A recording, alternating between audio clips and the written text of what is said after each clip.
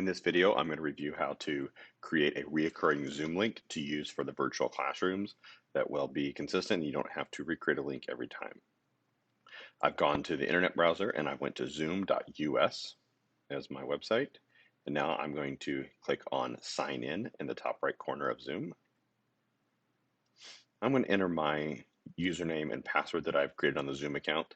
This should be your LEB Lebanon email address, and the password you set. It might not be your login password, whatever you would have set the password to.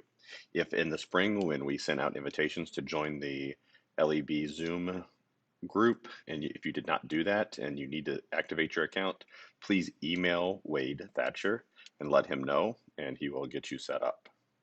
Go ahead and hit sign in once you've entered your information, and you should see your information here.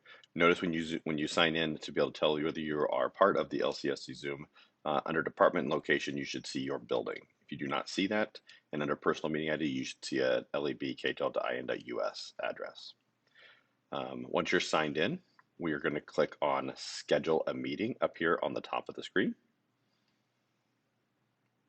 We can give this meeting a name, so maybe it's Mr. Thatcher's class.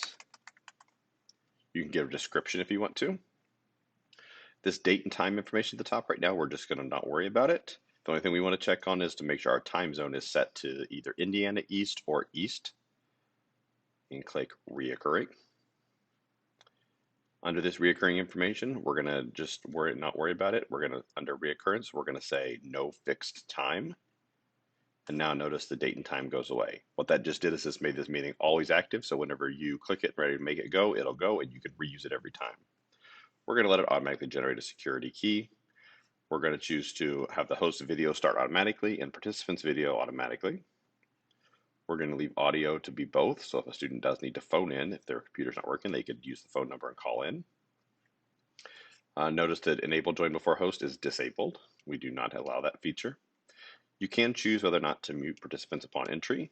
I'm going to check that for my meetings. That way, as everybody joins, there's not a whole bunch of background noise.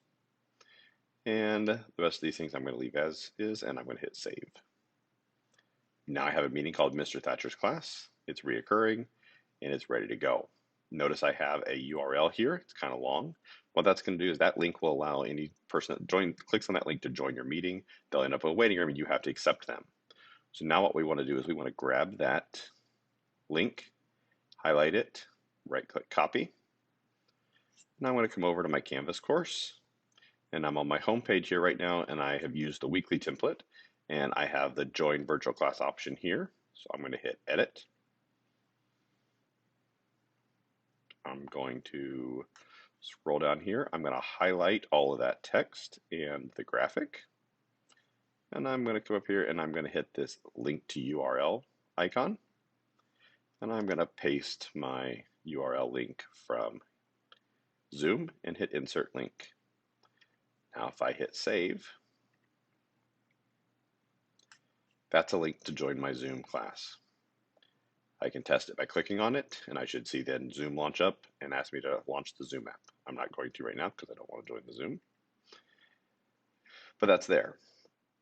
My suggestion is that it's on your home page, and then also if I go to any week page or day page that they will need it, that I've also put it there. So if I go to this week 1 page and I edit and I highlight all of that again, click my link button, paste, insert link, save. It's now on my home on that week page 2. Let's go ahead and do it on week 2.